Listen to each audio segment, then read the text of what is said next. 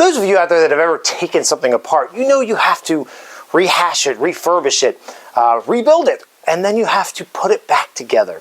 Well, that's the phase that we're in here at the B&O Railroad Museum with the Tavern Lounge observation car, better known as the B&O 3316 or the Washington. And in this video, we're going to be going through what I believe is the last iteration of this. We're going to be kind of tying up some loose ends before the big unveiling in a few weeks here.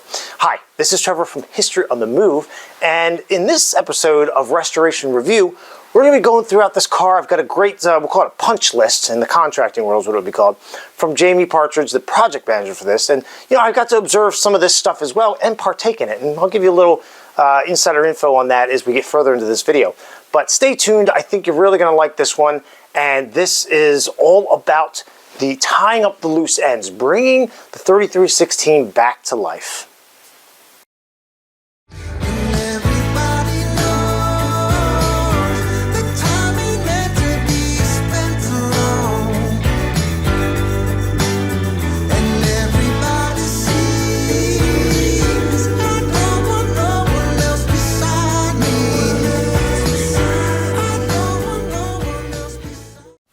Okay, so we are inside 3316 here, and I'm back here at the double settee, whatever, the two-seater back here, back to back, and this is, we're going to be talking about electrical. So we're going to break this video up into two phases, or a couple phases here over the next few minutes, and talk about electrical stuff first. So Jamie has told me that they ran, and you can see it here, bits and bobs of it, that he ran the electrical conduit underneath, going down through the floor.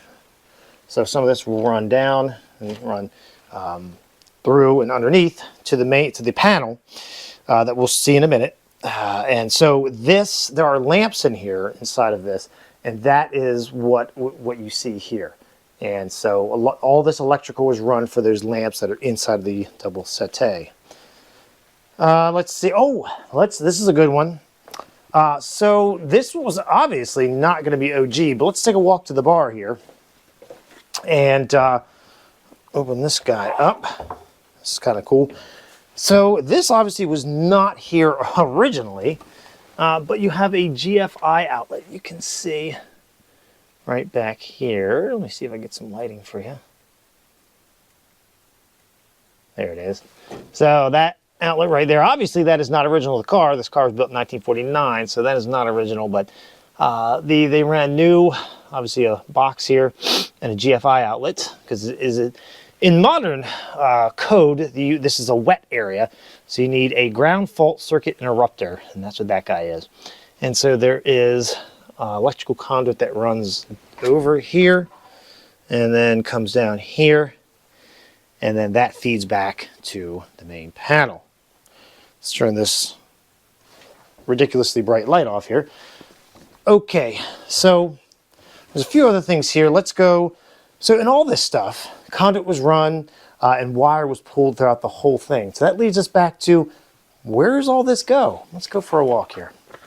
And again, this is all brand new wiring that's going into this thing. So it's kind of cool. So I'm in the hallway. Let me turn you around so you can see what I see back here. And here's the new to us, electrical panel.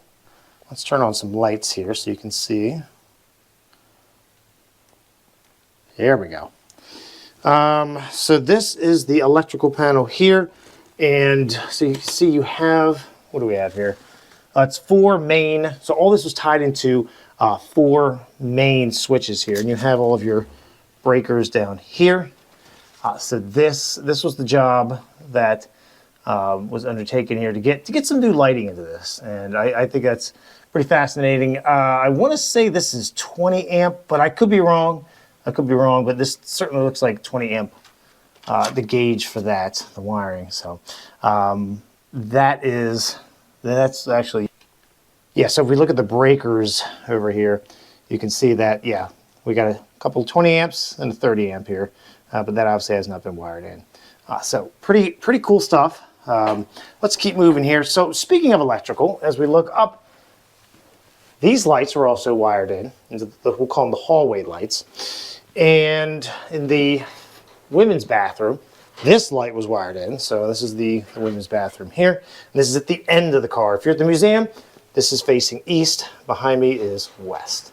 And also, there are 2 lights out here in the vestibule. So vestibule lights were also wired in. And those will get a glass covering, I believe, as well. And so we'll take you back through here. Now, sorry for taking you in and out all over the place here. This is probably the best way to kind of do this video is to break it up. They're also running and have finished running, obviously, because the lights are on in here, the lights in the stewardess-nurse room here. So that is pretty neat for the electrical side of things. Let's go back to the main area here. So that covers electrical. Something else we want to point out is there is a protective covering over here. So on top of this, let's see, can we get this is probably the best view. So originally, it would have looked like this. Let's close this up. This is what it would look like in service. Would just been the kind of the Formica top with this pressed on, you know, and this little trim piece here that covers that up so you don't see it. You know, so you don't see the kind of the green, the plies that are in there.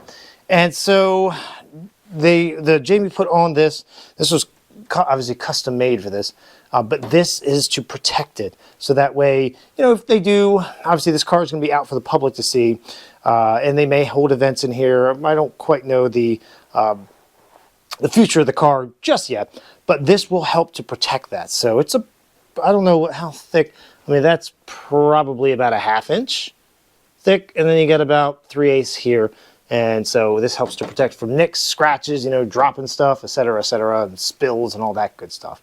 So that's new. And this will get it as well. And this has a piece that will go on it as well. So let's keep moving to the back of the car, or the west end. Again, if you're here at the museum. So there's the double settee. I can never figure that one out. I think it's settee. And so here at the very back is the couch. So in this area, you would have had a couch, and that faces the rear here. And the couch, so the base was put in. So this is the base here. As you can see, they have bolted it in place. This has been redone. And so this will hold the couch that sits here. So this will be bolted on top. I believe there's screws that come from underneath. Yeah, that's what it looks like. There's screws that come from underneath, and then they'll put the couch cushions in. Obviously, with the settee, that also will get cushions as well. And that is the seat. Now, something else you're probably looking at as we've walked through this car is, yes, you do see the seats in here. But, obviously, we want to keep them as nice and as dust and dirt and, well, coffee spill free as possible. So Jamie has elected to keep, and for good reason, to keep most of these in the plastic bags. So just point that out. And as well, so stainless, as you can probably see, there's a lot of stainless steel in here. And in terms of the stainless steel for the built-in seats, so obviously there's multiple built-in seats. You can see that. So that's starting to go in as well. You see down here, here's a piece that is, this is towards the rear here. So this is getting put in place over here. And again, it's gonna wrap around. It goes around all of these. So the settee, the chair, the double couch, if you will, the little love seat, for lack of a better term, that faces the rear, that's going to get that as well. So there's going to be a lot of stainless steel trim. So she's going to look pretty magnifique when it's all done. Okay, so let's talk about the stewardess-nurse room here. And we covered the history of what the stewardess-nurse was, the role of them on the B&O Railroad, in, I believe it was the last video, the last restoration review. But let's talk about some of the updates that are going on in front of us today. So this is a stainless steel sink. This was custom fabricated by one of George Harwood's buddies, who I think did a really bang-up job. And again, he did all this work from photos. There was nothing here. This was a complete fab job. Or fabrication job. So this has been set in place. The base was laid out for the install here. The faucet, which is a modern faucet, but it was cut down and made to look like a period, a 1949 correct faucet. And again, so this is now mounted in place here. So this is kind of the things here. Now we can actually see that toilet that was in here. So this is the old fold away toilet. So this would fold up and out of the way, and as the door closes, it all kind of comes together, and you can see that yes, they are gonna they've even gone as far as, oh, well, you can't see because there's no light. But you can see here that yes, they are gonna probably make the connection or just leave it as is. Well, to be determined, TBD for that. So, but this gives us a chance to kind of talk about some neat stuff that's also in this car. So in preparation for this video, I was kind of looking around the stewardess nurse room, and again, the stewardess nurse, their role was to provide a onboard service that was not only taking care of passengers in terms of, do you need blankets, do you need this, do you need that? Not Pullman. Obviously, Pullman is a different company altogether. Pullman porters are a whole different can of worms, but the stewardess nurses were for the B&O passengers. And if you had a colicky child, or a child that was needed feeding or was running amok, or whatever the case may be, these stewardess nurses were trained for that. Most of them had some type of nursing background. They had come from that kind of realm. So, but they were also very hospitality driven. So fun little facts to point out about the stewardess nurse position as well. And what I found very fascinating about this is stuff I just like to geek out on, is obviously you have your doorway here. But as you come in, there's neat stuff here, like to open and close the vent. You literally just have linkage. That's what you would do. You would just do this, and this turns the baffles, if you will, the vent, the louvers inside, and helps you to direct air, from open. You just need it open or closed. So that's pretty neat. And then you have all of your temperature controls here as well. So this I thought was kind of neat. And obviously this is not the porter's room, because you have a call button for the porter. So you would call the porter if you needed to, even if you're the stewardess nurse. Perhaps something was wrong, and with your heat or whatever, you would call the porter.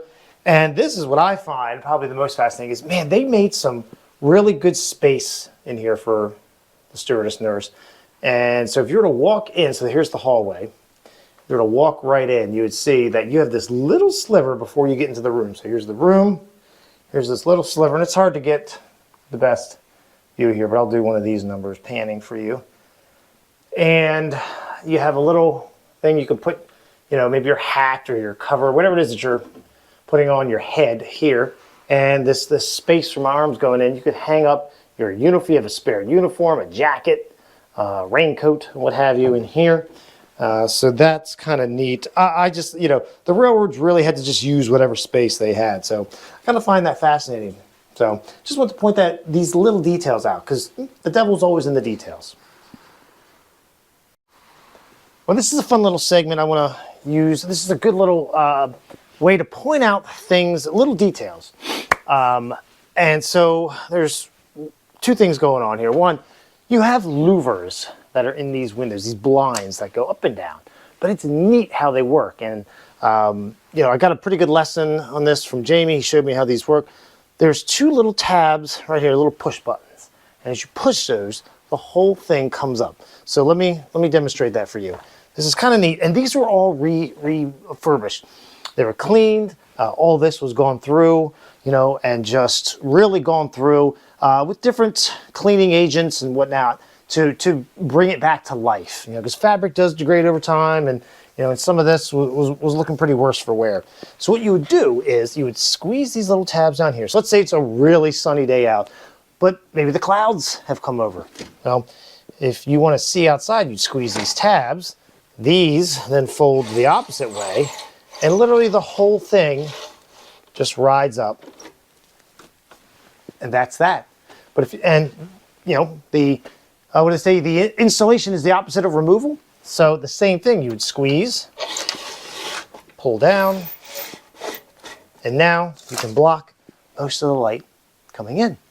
So pretty neat stuff to point out. Again, something else I'll point out is Formica was used on these originally for the base. And I will say that I have never, I got to do a little bit of restoration work, if you want to call it that. I was helping Jamie out for 2 weeks. I was off from my real job during the Christmas holiday.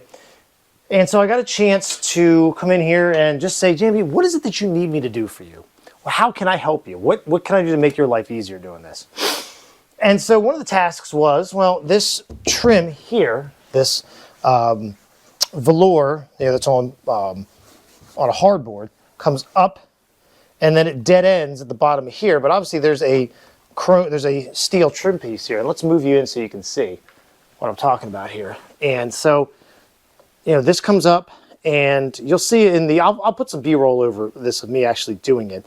But it's something as simple as up underneath here, I went through with a utility knife and just scored all of this away underneath. So that way this could sit flush because the hardboard had been run up just above this. And there was some, as it was cut, there was a little bit of this business going on with the hardboard originally before I got to it with the utility knife.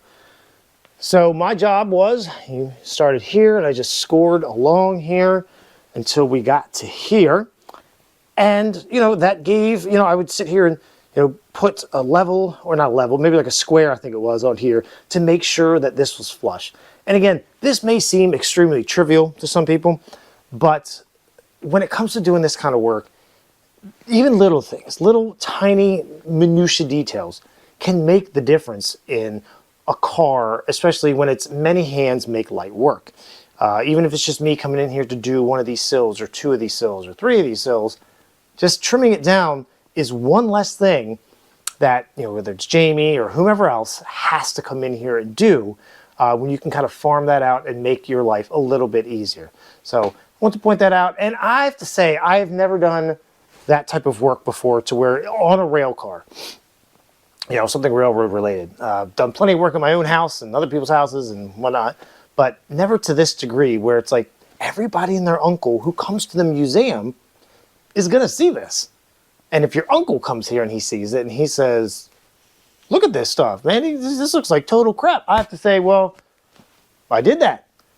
So this was a lesson of take pride in your work, take your time and just do the best job that you can with the skills that you have. So kind of want to point that out. That's a fun little detail about this card. So when this is all put back together, I can kind of say, hey, when I walk through this, I go, hey, I just did this. It's a tiny little piece. It's a little part. I understand that. But it's about, a little piece makes up the bigger picture. Okay, so I'm on the ground here with 3316. Let's talk about stuff that is new and we have not seen since the last restoration view. That's from the ground perspective. So if we're on the ground, let's talk about grab irons, because you can see there's one here and there's another one here. And there's several others as you go down. They all have the same premise behind them, but let's talk about that. So if you were moving this car or perhaps it's in the end of the train and you need to do a long shove move, you need to what's called protect the shove. So the conductor or the brakeman at this point becomes the eyes of the train, because the locomotive would be, in the museum's case, you'd be all the way here on the east end, you'd be shoving west, go like this way. And so you need to be able to see what's going on. Now, this also pertains to moving the car in the yard. If you just need to move it from place to place, let's say you don't want to get up inside. It doesn't make any sense. There's no power on the car. There's no reason to be inside the car. Perhaps it's a nice day. You can literally ride the shove on the outside. And that's why they put grab irons and footholds on these things. So let's talk about that. Let's show this off here. So you have your foot wells here. So your feet would go in here, and then the grab iron is here. And so you grab on, as the name implies, you grab here. And obviously both hands, you need a minimum 3 points of contact. 4 is preferable. And so you would hold yourself on here as the locomotive down here is shoving you, and you'd be able to watch the shove as you go this way. In the museum's case, west. So that's the purpose of that particular grab iron on this car. This one serves the purpose of if you need to hold on while you pull the cut lever. That is what this serves on. And so let's talk about this for a minute. George Harwood, our master metalsmith, I cannot give enough props to that guy. He drilled and tapped every one of these, and he also made these little black plastic inserts here to prevent dissimilar metal corrosion here, because these are stainless steel and this is just plain old steel that's painted. So they want to prevent that as much as possible, especially if this car is going to, hopefully be here for a long time, and we want it to look nice. So you don't want the rot to come back in. As we mentioned in other videos, George has done God knows how much metal work to this car. Something else that's kind of cool to point out is up here on the boat tail end of this, there is this. Now this is not a grab iron, but this is a piece that would allow you to, so if you're doing the shove move, again, and you're a conductor brakeman standing here and you're looking, in the museum's case, west, you need to be able to safely look out here in case there is this thing called slack, right, that runs in and out. And so this is what that would be, is to protect you. You have a handhold. If you're standing on the inside, looking out this way, you would stand over here, look behind me, and you would have a way to hold on as well as keep you from going out this way. So that's what that is. And then quite simply, this, I believe, just pulls up.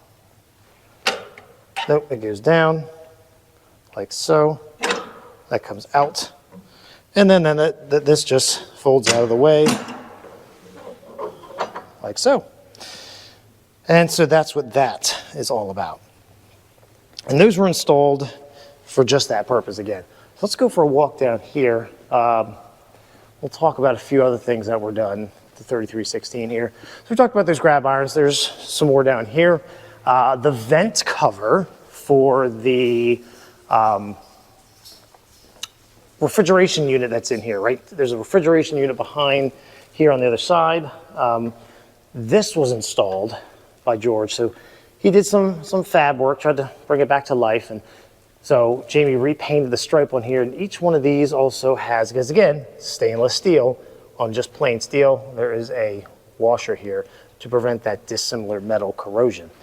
And we also have the grab irons here. And I watched George do this. This is painstaking work because again, you really don't know what the metal looks like underneath.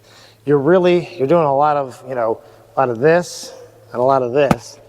Going, I hope there's enough metal behind there to do this. And if there's not, then you fill it in and you do the necessary repairs. And so again, that's what these are. These are for getting up. So these stairs would fold down, this door would fold in, and then you would use these to pull yourself up. Something else that's kind of neat to point out while we're on the ground here is let me see if I can read that. The Baltimore Ohio manufacturer, the trusty lessee plates are back. So those were just painted. Those were blasted. They were definitely cleaned up and then they were put back on. So this is the south side of the car. The north side is obviously the other one. And these were both put back on and kind of brought back to cosmetic life. So let's go for another walk here. We're going to head back down to the west side of the car and point out something that I got to work on with Jamie. This was kind of a neat little endeavor, and that is these guys here, the marker lamps. And the marker lamps, what's the point of that? Well, you got to be able to signify the end of the train. And these would turn, obviously there's a bulb inside, and as that illuminates, it's going to show red on this side. And it's going to show what looks to be green, although really it's kind of like an aquamarine bluey type, but it is green. It's supposed to be green for we'll call it the engine facing side, or the head end would be up this way. And so again, red signifies the end of the train, and that is what would be showing here. And I'll show a little cutaway here. If you look really close on these, you can see the red lenses, and they're held in place with these little clips. And so that's pretty neat to point out. And again, This is something that I'd never done restoration work, as I call it, because I don't do this kind of stuff, right? I'm a mechanic by trade. So doing mechanic work is very different from doing restoration work. So the stuff that Jamie and George and others out there in the world do for these cars is you have skills that you bring from those type of trades. That Jamie definitely brought in some really good skills from what he did in previous lives before he came here. But it's a different level of work. The level of detail that you do for restoration work is totally different than R&R, remove and replace the water pump on your car, or doing stuff like that. It's a different level of work. It's a very different mindset going into this kind of stuff. So I can definitely appreciate that. And working with Jamie on this stuff is really neat. Again, I got to take one of these apart. So Jamie took apart one, I took apart the other one. And I did that to help him out and kind of learn what this is about. And there was a really neat process to where you take this stuff apart and you learn the craftsmanship that went in to even just the beginning stages of designing this thing. In the 40s. Remember the car came out in 49, and so this would you look at it and you kind of get this like smile. You go, man, this is how these guys thought, the designers, the engineers back then. And this is what the craftsmen did to build this, to put this thing together. So you really do get a really solid, I think, appreciation for what goes into these cars. The vast majority of them built before our lifetime. So kind of need to point out. So that's everything on the ground that is pretty well new with 3316. So we'll call this a little public service announcement, or a little segment here about getting involved in restoration, right? So as some of you know, here at the museum, I am a freight and passenger conductor. I am also a mechanic in the shops. I help to rehab most of the rail operation stuff here. And obviously I do these videos. But the one thing I've never really gotten involved in is actual restoration work. And I had the privilege of working with Jamie Partridge, who I have the utmost respect for. I think Jamie is a consummate professional. He does a great job. And from everything I've seen, I can tell his level of detail is in line with his understanding of the scope of the project, the budget, all these things that make a project go.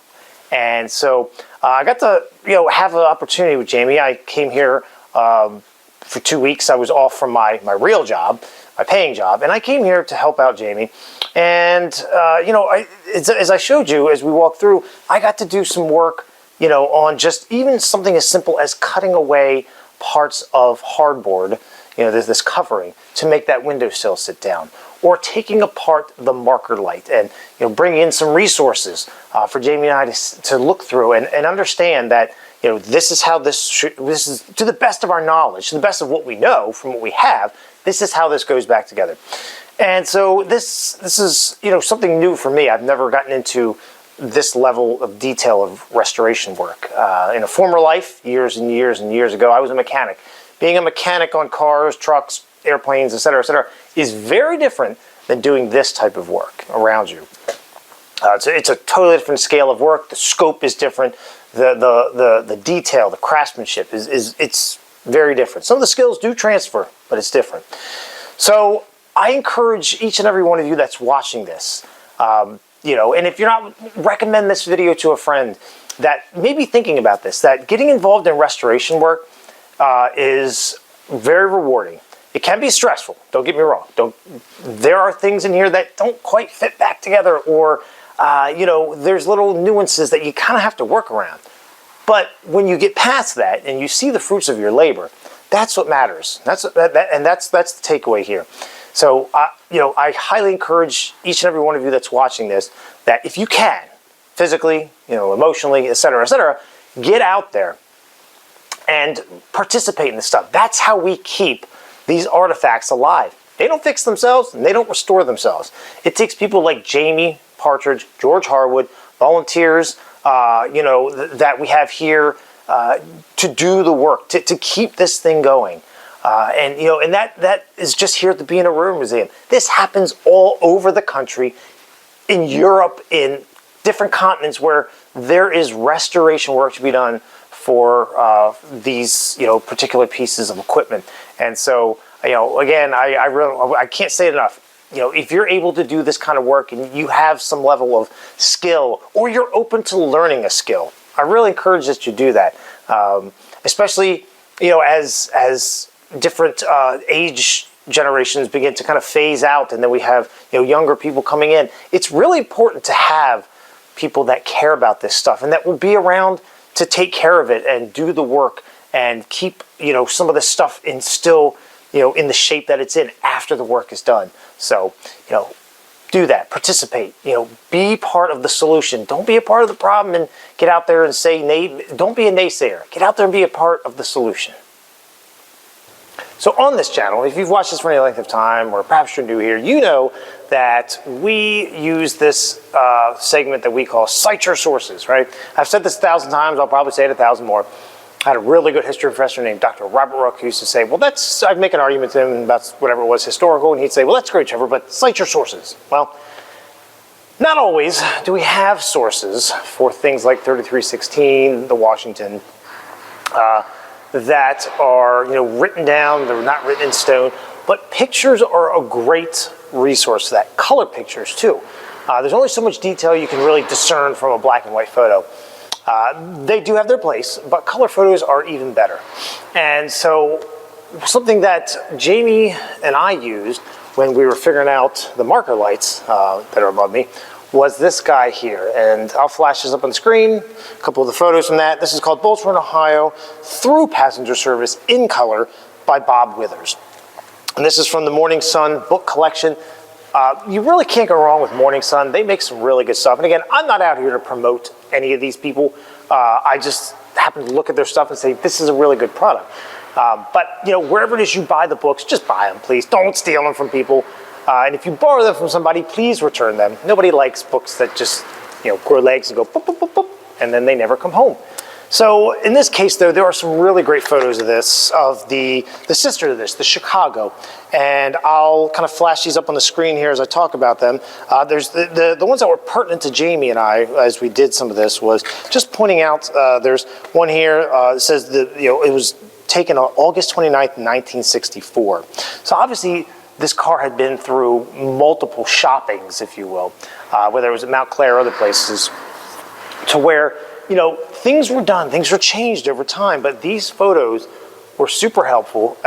Some of them are just really pertinent as to what was where, what looked like what, the color of the velour for the couch and stuff like that. I just think that's absolutely phenomenal, and it really does help in terms of bringing cars back to life. And so, just something to point out there. I just want to add that little tidbit of detail in here. Again, Restoration Review is not normally a iteration of the channel that we do book reviews, but I found this one to be very helpful, again, when Jamie and I did that marker light. So if you can find this one out there, this is worth picking up. You get some really good details out of the color photos that are in here. So as you can see, there are a lot of loose ends that are beginning to really come together here. And we have, again, probably 2-3 weeks or so before this car is unveiled to the general public, and you'll get to see this for yourself. And I hope you come out to the B&O Railroad Museum and you come and walk through and you experience 3316, better known as the Washington. It is a beautiful car that has a really great, it's a very rich history. And that's what I really enjoy about this car, and I hope you do too. So this is Trevor from History on the Move. Remember, get out there, read history, explore history, but most importantly, you make your own history. And I'll see you on the next one.